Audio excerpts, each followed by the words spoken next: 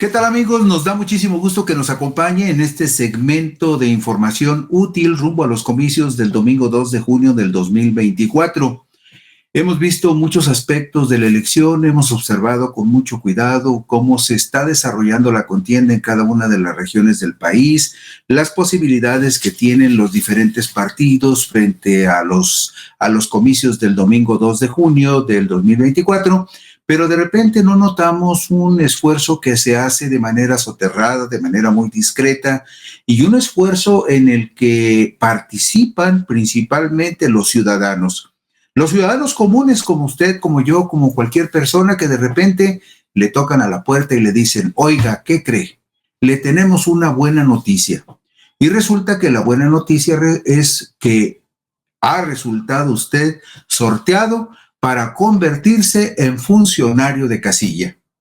Hay muchas personas que reaccionan desconcertadas porque dicen, funcionario de casilla yo, si no tengo ninguna experiencia de ninguna naturaleza. Bueno, pues la mayoría de los ciudadanos que de repente vemos en las casillas el día de la elección son personas como usted y como yo, que fueron capacitadas para desempeñar una actividad cívica que contribuye al fortalecimiento de la democracia. Y esto no es rollo ni es tampoco un eufemismo. ¿Por qué? Porque rumbo a las elecciones del domingo 2 de junio del 2024, el Instituto Nacional Electoral tendrá que seleccionar y capacitar, escuche usted, seleccionar y capacitar a por lo menos 1,196,734 funcionarios para integrar las mesas directivas de las 170,962 casillas que tendrán que instalarse a todo lo largo y ancho del país para recibir la votación potencial de más de 99 millones de personas que hasta marzo aparecen en la lista nominal de electores.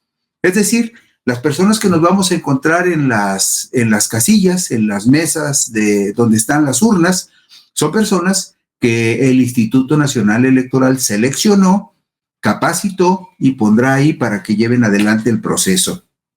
Para cumplir con ese propósito, el Instituto Nacional Electoral ya realizó la insaculación de 13,244,044 ciudadanos, de los cuales más de 12 millones han sido visitados para informarles que han sido seleccionados como potenciales funcionarios de casilla. Y por lo menos hasta el reciente 15 de marzo ya había 2,260,382 ciudadanos capacitados para ser funcionarios de casilla. Me parece una labor verdaderamente encomiable que 2,260,382 ciudadanos ya estén capacitados para ser funcionarios de casilla por una razón muy simple. Porque de acuerdo con las valoraciones que ya hizo el Instituto Nacional Electoral, hay 2,239,905 ciudadanos que cumplen todos los requisitos legales para ser funcionarios de mesa directiva de casilla. Es decir, hay 2,239,000 ciudadanos de reserva, cuando lo mínimo que necesitaríamos para los comicios es 1,196,734, lo cual significa que en gran medida ya está preparado el Instituto Nacional Electoral para cubrir todas las casillas que se van a instalar en el país.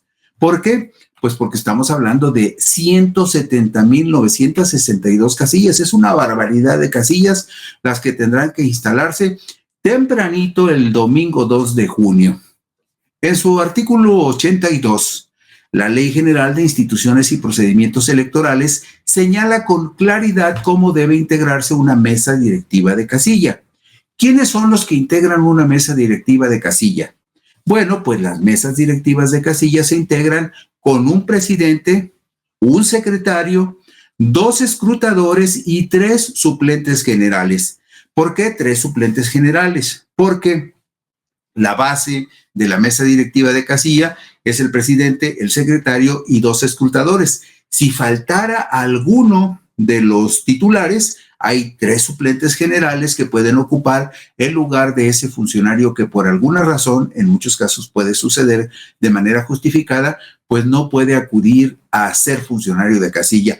Le hago esta observación porque es muy importante que cuando vayamos a las urnas tomemos en consideración eso, que las personas que están ahí sentadas, que el presidente, el secretario y los escrutadores son personas y son ciudadanos como cualquier otro ciudadano que aceptó capacitarse para estar en la urna ayudando a ese proceso democrático que vamos a realizar todos los que estamos en la lista nominal, o por lo menos el 62% de los que estamos en la lista nominal, como ha sido el promedio en los últimos 4 procesos electorales, los que vamos a acudir a votar. Más o menos estamos hablando de 61 millones de ciudadanos que votaremos el 2 de junio. 61 millones es el 62% de 99 millones de personas que en este momento ya estamos inscritos en la lista nominal.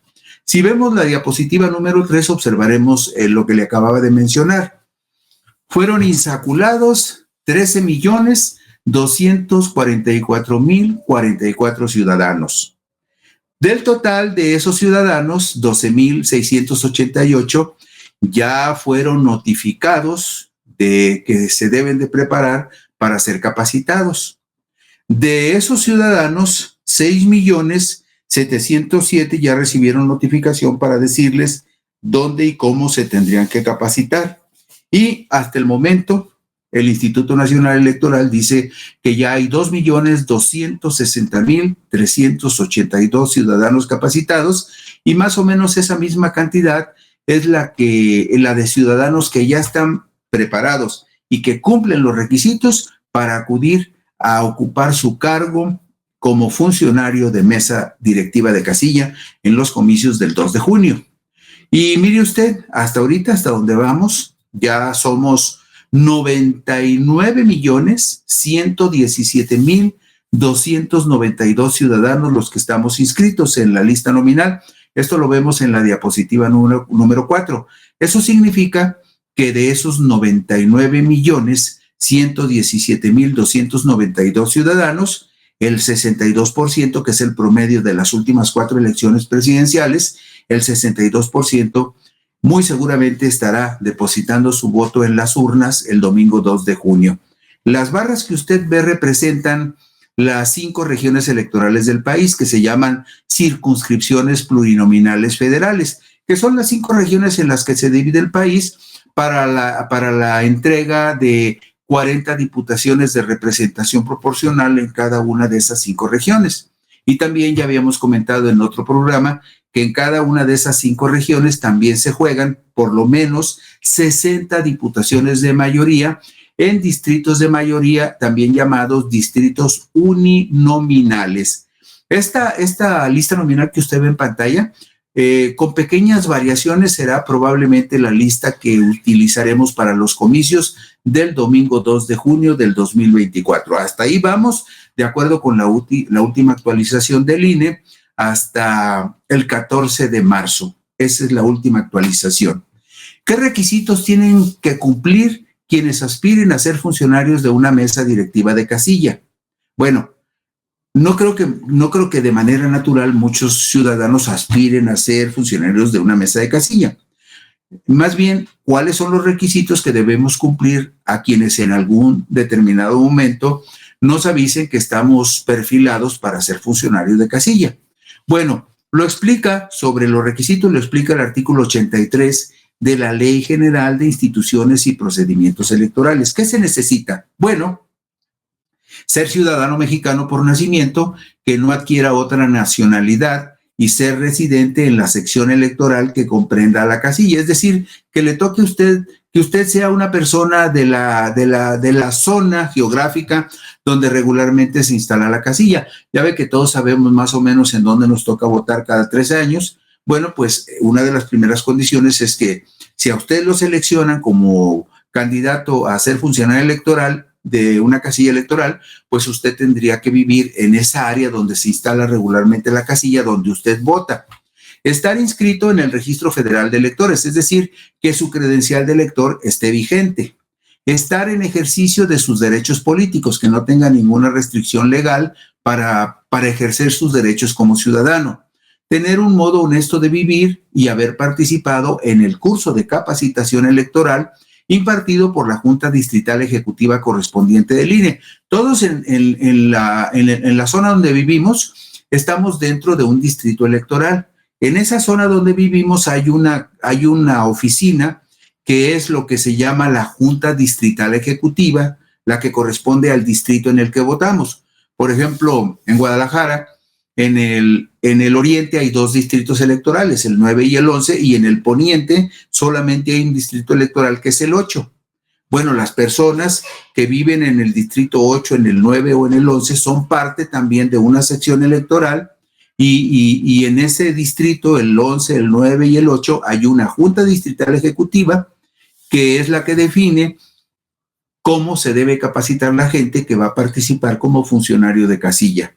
Además, para poder ser funcionario de casilla, no se debe de ser servidor público de confianza con mando superior sobre otras personas, ni tener un cargo de dirección partidista de cualquier jerarquía y, por supuesto, saber leer y escribir, y también establece que la ley que no debe de ser una persona mayor de 70 años de edad. Y dirá usted, ¿y qué tiene de malo que la persona tenga 70 años o más? Bueno, es que se hace en consideración de que las jornadas electorales son muy prolongadas. O sea, empiezan a las 8 de la mañana, pero no sabemos a qué hora va a terminar porque tienen que contarse los votos, tienen que elaborarse las actas y todo ese proceso a veces se prolonga en algunos casos hasta las 10, 11 de la noche o mucho más, dependiendo de las características de cada casilla. Entonces, por eso hay esa limitante de que las personas no sean mayores de 70 años, porque finalmente son jornadas muy, pero muy pesadas. ¿Cuáles son las atribuciones y tareas de un presidente de mesa directiva? Bueno, por supuesto, el presidente preside los trabajos de la mesa directiva y vela por el cumplimiento de las disposiciones de ley. Él también es el responsable de recibir de los consejos distritales la documentación, los útiles y elementos necesarios para el funcionamiento de la casilla y conservarlos bajo su responsabilidad hasta la instalación de la casilla, mantener el orden en la casilla y en sus inmediaciones, incluso con el auxilio de la fuerza pública si fuera necesario. Es decir, el presidente de la casilla, si ve que anda por ahí algún revoltoso o alguna persona que se anticipó y ya anda en estado inconveniente en las primeras horas de la mañana o al mediodía, y si está dando problemas en la casilla, el presidente de la casilla le puede pedir a la fuerza pública que entren y que se lleven a ese ciudadano a descansar a otro lugar. Bueno, pues el presidente de la mesa directiva de casilla también está facultado para suspender temporal o definitivamente la votación en caso de alteración del orden o cuando existan circunstancias o condiciones que impidan la libre emisión del voto. El secreto del voto, cuando esté en peligro el secreto del voto, cuando hay alguna situación que interfiera y pueda vulnerar el secreto del voto o que atente algo contra la seguridad personal de los electores, de los representantes de los partidos o de los miembros de la mesa directiva. También el presidente de la casilla puede retirar a cualquier persona que incurra en alteración grave del orden, que impida la libre emisión del sufragio, que viole el secreto del voto, que realice actos que afecten la autenticidad del escrutinio y del cómputo, o que intimide o ejerza violencia sobre los electores, los representantes de los partidos o los miembros de la mesa directiva. Esto hay que tenerlo muy claro por 2 razones. Porque si le toca ser funcionario de casilla o presidente de la mesa directiva de casilla, seguramente le van a advertir que tiene todas estas facultades y responsabilidades. Pero como ciudadanos también debemos estar conscientes que cuando vamos a votar tenemos que ser considerados y respetuosos por las personas, por los ciudadanos que están desarrollando una actividad cívica que es importante para todos y que lo hacen como ciudadanos responsables de sus obligaciones cívicas. En la diapositiva número 8 vemos lo que les decía en un principio. Se van a instalar 170,962 casillas electorales, por lo menos es lo que está aprobado hasta el 15 de marzo del 2024. 170,962 casillas es lo que se estima que se van a instalar el día de la jornada electoral. El presidente de la casilla debe practicar, con auxilio del secretario y de los escrutadores, y ante los representantes de los partidos políticos el escrutinio y el cómputo. Es decir, el presidente hace el escrutinio y el cómputo en frente de los restantes funcionarios de la casilla y también en frente de los representantes de los partidos que están en la contienda. Concluidas las labores de la casilla, el presidente debe turnar oportunamente al Consejo Distrital la documentación y los expedientes respectivos y fijar en un lugar visible en el exterior de la casilla los resultados del cómputo de cada una de las elecciones. Es decir, cuando ya se cierra la casilla, cuando ya se cuentan los votos, cuando ya se realizan las actas que dan cuenta del total de los votos en la casilla, en ese momento se pone fuera de la casilla una especie como de sábana donde dice, en esta casilla hubo tantos votos para diputados, para tal partido, y para senadores tantos, y para presidente de la República. Es decir, se ponen tres sábanas con los resultados de las diferentes elecciones. En este caso, por ejemplo, en Jalisco, tendrá que ponerse también la que se refiera a gobernador del estado, a presidente municipal en el municipio del que se trate